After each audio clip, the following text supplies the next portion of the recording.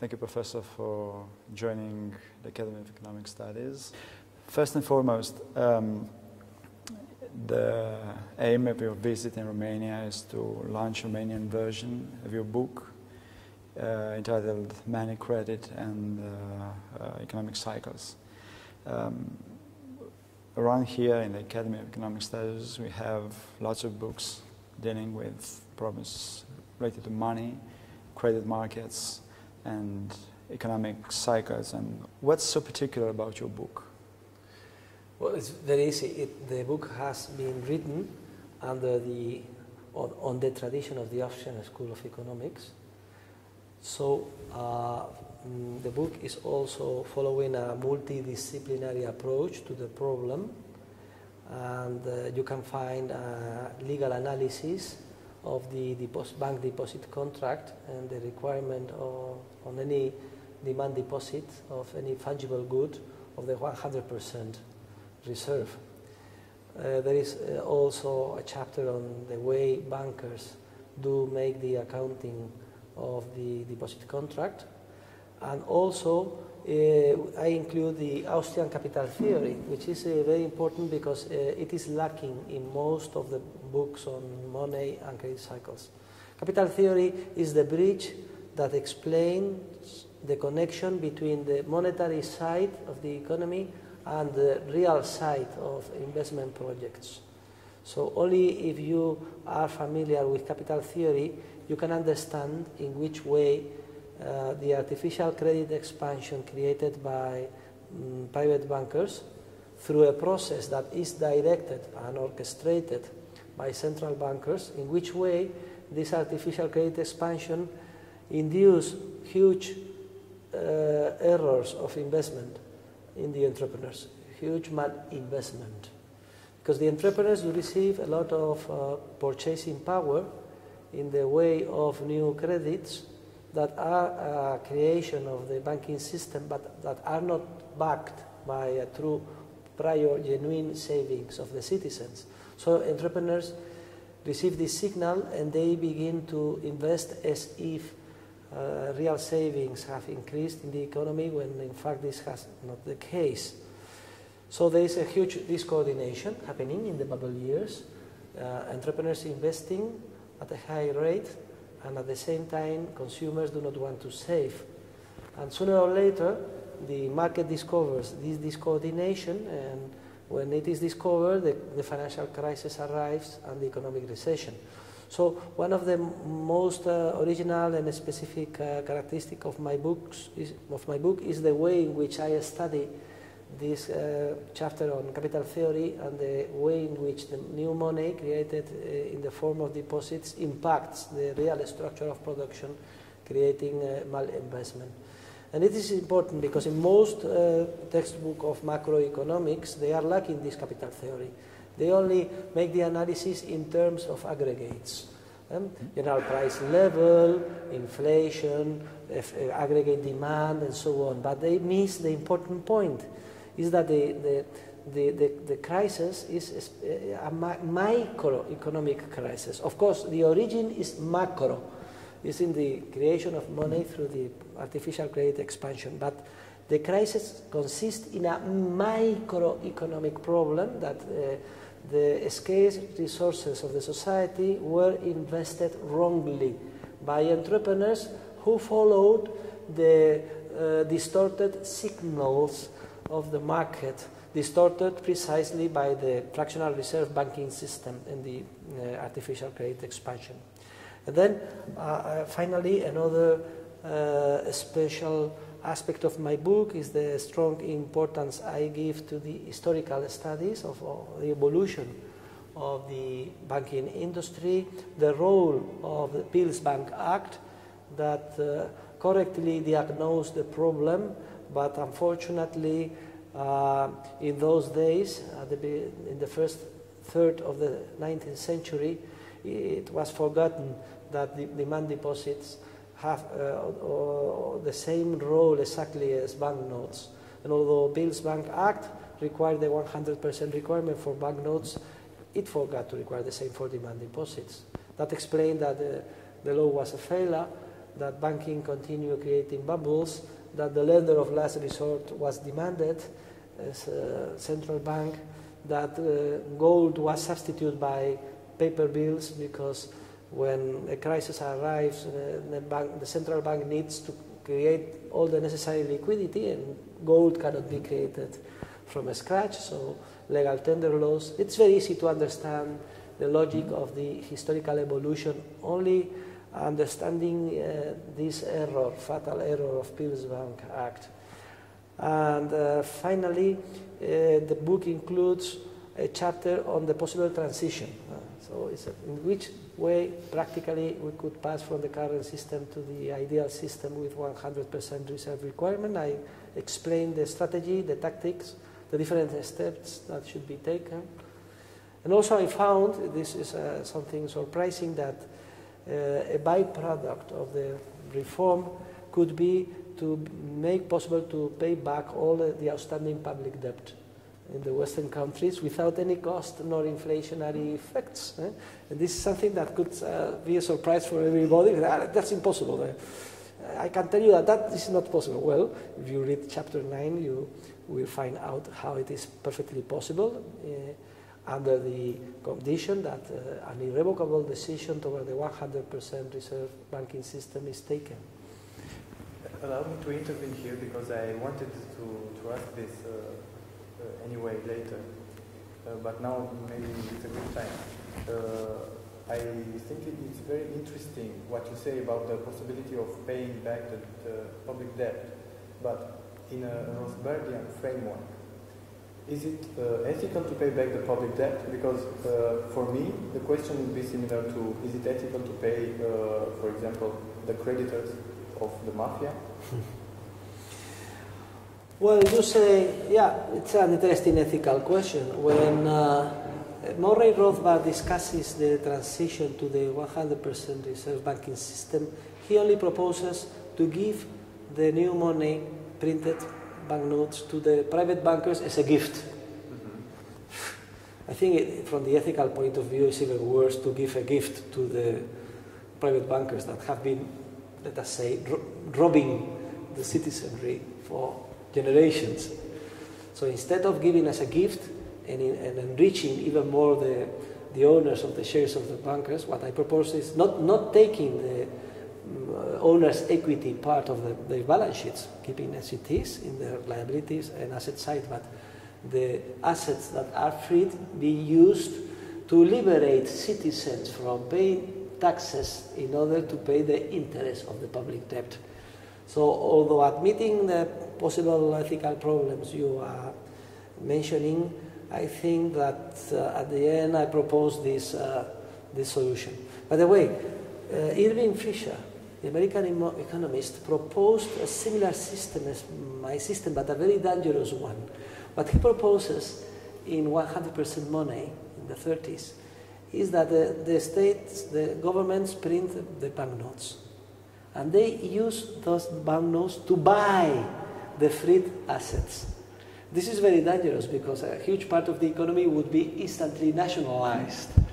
Yes. And then after they buy, what they do with their assets? Well, they could swap them for the outstanding treasury bonds and so on. I think this is extremely dangerous. What I propose is not to buy anything. In fact, when you buy something, you pay something of value. And just printing the paper banknotes, they do not have any value. They are just the collateral, the recognition that the demand deposits is true money. And they are kept sterilized in banks. And the freed assets, what I propose is to be included in mutual funds and the corresponding units be swapped by the outstanding treasury bonds. From the political point of view, this is the moment to present this reform. Imagine that the Irish government realizes that they can solve the problem all at once if the reform is... They have a problem, the Irish government, because they are inside the Euro. That would require the agreement of all the countries of the Euro Union, which is quite complicated, as a matter of fact. But England, the United Kingdom can do that alone. No? Yes, I agree with the political expediency of the reform. But you have your doubts regarding the ethical. My comment I understand that. Very philosophical, ethical, atemporal. Yeah, you are right. You are right. You are right, and you are a purist, and I try to be a purist also.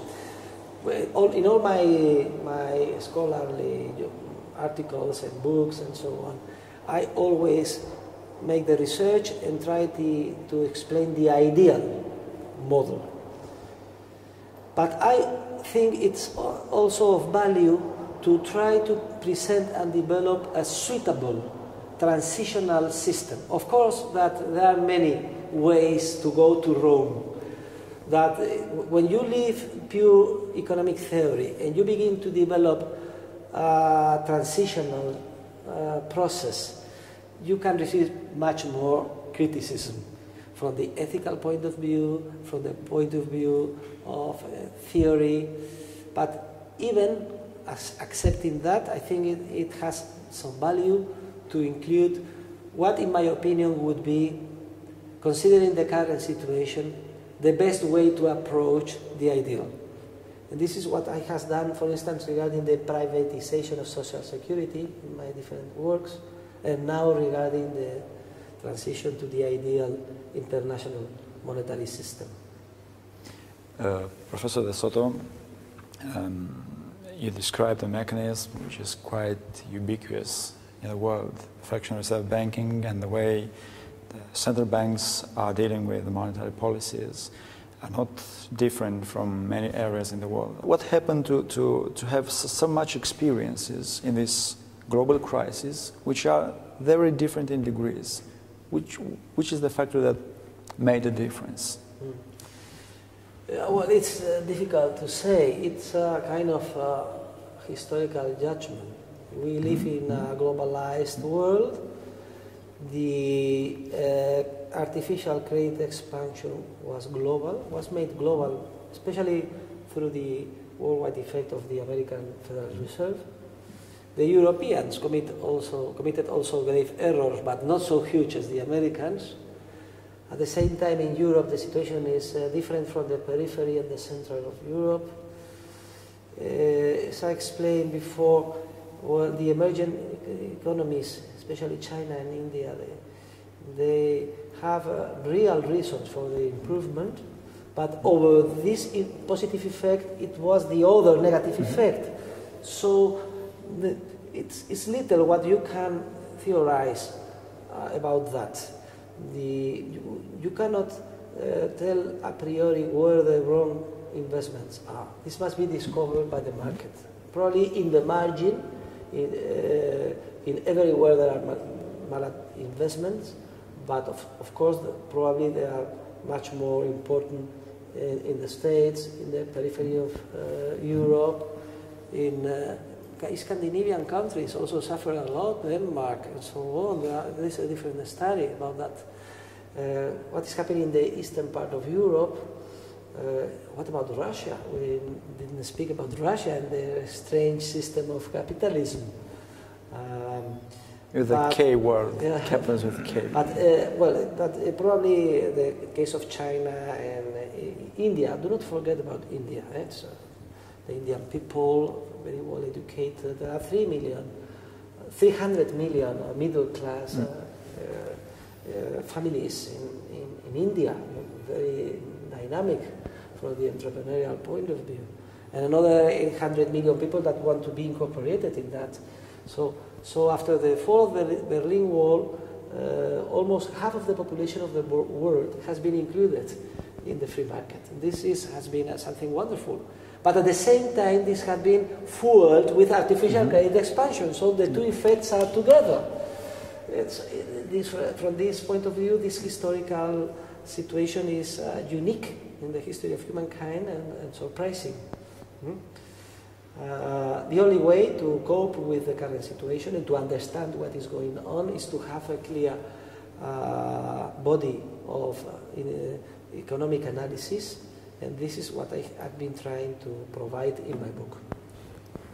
I wanted to ask you about that there are views that say that because especially the United States, but the Western world generally, because of its socialist policies, is depleting its capital structure. And this capital, the capital is running to the countries like China and others in Asia. And they say that these economies are going to grow, and the others are going to go to a state of destitution. Yeah, and what is your opinion on this? Well, I have mixed ideas on that, because the only very rich countries can afford the welfare state. For instance, the kind of and the quality of capital accumulated in the German economy is huge and very well invested. The productivity is very large, so they can afford a welfare state. Even if the level of the welfare state is greater in Germany than in Spain, relatively speaking, the productivity is much higher in Germany. They have more space for the free market. That's one possible explanation for this so surprising recovery of the German economy. But of course, there is this tension always. This tension in France, for instance, no? That they realize in France that they are losing, momentum regarding other countries that with more have been more brave restructuring the welfare state, including the Germans. And precisely for that, they have these social tensions now. Because in the globalized world, you are entirely right. Immediately, the competition of the emerging economies, it's very efficient. You take a plane, in just a few hours, you are in China or in Romania, and deciding to buy buildings or to build buildings. And that's the good thing of the free market. That there is a process pushed by the force of entrepreneurship to find out the best solution in every situation. And this is, of course, putting a limit to the bad effects in the growth of the welfare state and the promises that politicians do to citizens, and so on and so forth. The best life insurance of liberty is, of course, not only principles, honesty, but the free market. Professor De Soto, one of your pleadings drew my attention particularly. You said that Euro currency was some sort of redemption for Spain, and this image is also at great price in Romania, where at least entrepreneurial class or a business environment asks very, very strongly authorities to accelerate the pace towards the adoption of the single currency. But do you think that the single currency is a stable product in itself, or is a very some sort of redemption with a very short maturity? I have a pupil, one of my assistant professors, Professor Philippe Bagus. You have met him in Madrid. He's from Germany. I read his articles. He's from Germany. So he writes extensively against the euro, because from the point of view of the Germans, the euro has not been so a good thing. So it's a fake ghost of Deutsche Mark. Yeah, it's a fake copy of the Deutsche Mark. So when I was advising Romania to enter in the euro as soon as possible, I was, advising that from the point of view of a peripheral country following the experience of Spain. But I understand that the Germans could blame the euro precisely for not being so stable, destroying the old tradition of the German Deutsche Mark, the mandate in their constitution, and so on and so forth. But at the same time, look at the measures taken with the governments with problems. All of them have been imposed by the Germans. I will give you the help, but you must restructure the economy. So we are together in the same train. And this is the force of Europe. The huge diversity of the different parts of Europe. There is no relation whatsoever between Spain, France, Ireland, Romania, Italy.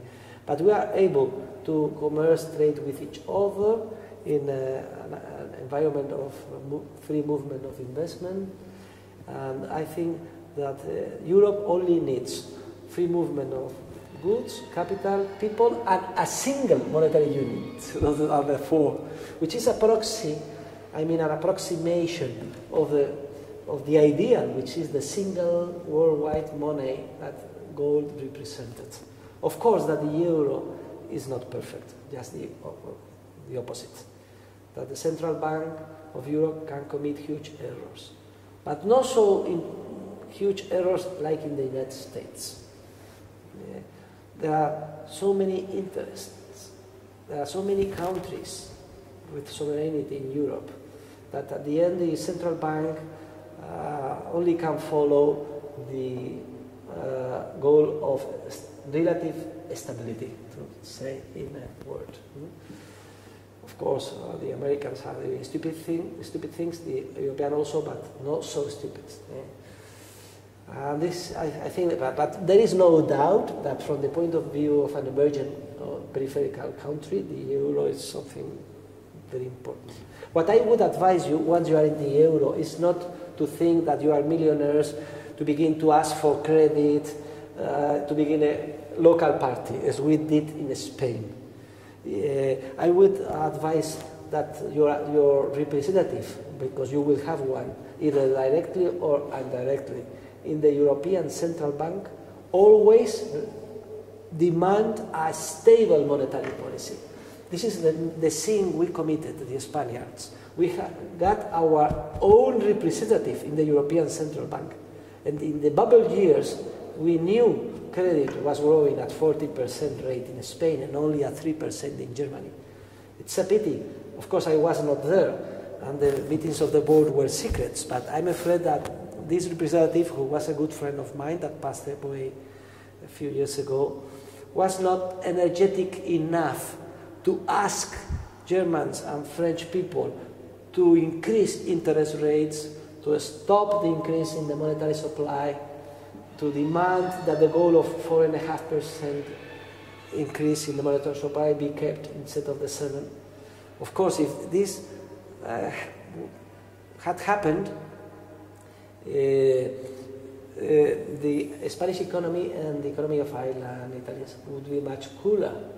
So no so huge, so large damage in the economy. But the growth of the monetary supply in France and Germany would be only 1%, something like that. So, but my advice is go inside the monetary union as soon as possible. Make all the local reforms you are requested to make, including try to solve the corruption. I dedicated some moments to the corruption in my conference, and all the framework of laws and so on. And once you are there, push to be the most German and conservative member of the union. Jawohl. And protesting against any separation from the most conservative goals of monetary growth. I think we have one of the biggest black markets or how they call it, statistically formal market. Informal, well. In Europe. I imagine that you would comment that this is a sign of economic health. Yeah, of course, the black market is the market, especially when there are so huge regulations and heavy taxation and so on. But at the same time, the inclusion of the monetary union requires that this informal economy is reduced as much as possible. The only way that you reach both objectives is to decrease inside your country the level of regulation, the level of corruption, the decreased taxes, so that black economy is not needed anymore. Only for the drug traffics, prostitutes, and so on. And this is what also was done in Spain in a way. It was not needed simply. Once the economy was opened, that you were free to open a business in a reasonable environment and so on, the black market decreased dramatically. Which were your main advices for some people who aim to modernize the economy of a country like Romania, who was struggling to end the transition? Well, I would advise the following. First of all, that you Romanians you should keep your self-esteem and be sure that you have a lot, that you can contribute a lot to the European Union. My recommendation would be to every Romanian to try to do his or her best in every job, because I think you have huge potential competitive advantages in Romania that you can contribute to the rest of the partners of the European Union. You just entered 2-3 years ago. And at the same time, try to build a very simple and efficient framework of, rule of law, a reasonable justice system so that private property can be enforced without using violence. This is the only thing you need. Very simple framework of rule of law with a reasonable justice system, and then let the Romanian people to try to show to the rest of the world the best they can give of themselves, to try to produce the goods and services you already produce with higher and higher everyday quality, at a very competitive price, of course. And immediately you will realize how from the most surprising origins and sources, the capital will flow inside the country.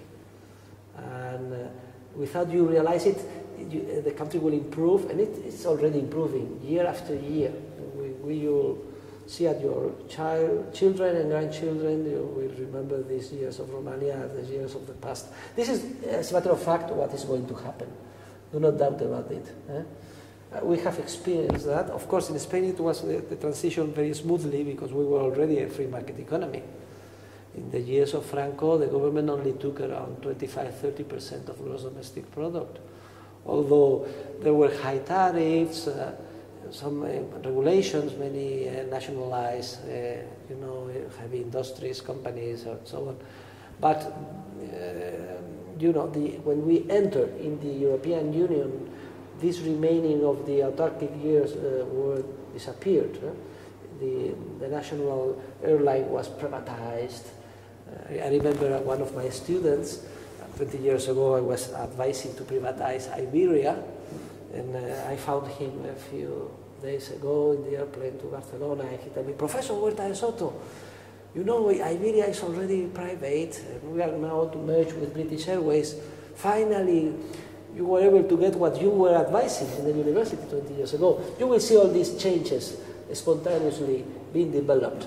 And the protagonists of these changes will be the people of the Romania, the entrepreneurs I was describing in my lecture before of Romania. So you leave very little room for politicians? No, politicians, the main role of politicians is to try to be the less harmful for the society. And I hope to realize the best politician is the politician that makes things that seems that they are doing something for the people, but at the end are entirely ineffective. And that's the most important statesman. And I think the model is our Prime Minister, Zapatero. Yes, because we have to end, let's do it, and because you have mentioned one of your students, you had many generations of students passing through your hands, and I think that the vibrant Austrian school in Spain, and especially in Madrid, is indebted to you. Thank you. In this way. Let's end on a theoretical and humorous note. I've heard you sometimes saying that if time travel will be invented, you would like to have dinner with a few economists from the past. Please tell for the audience again this story. Well, this story comes from an interview that was done to I think Milton Friedman before he passed away. And he was asked with whom economists of the past he would like to have a dinner. He was surprised because he answered he would like to have dinner with Adam Smith, to have dinner with Keynes, which is something for me astonishing. And I do not remember now who was the third gentleman. But I was outraged. I said, oh, so Milton Friedman, a so-called libertarian, answering that. Of course, in my case, if I were asked that, I would say without any doubt that I would like to have dinner with Cantillon, of course, to have dinner with Karl Menger, and to have dinner with Ludwig von Mises. Yeah, what would you serve at this dinner? That's something I must think about, and I have no clear idea. Okay, thank you very much. You are welcome. Thank you very much for your hospitality.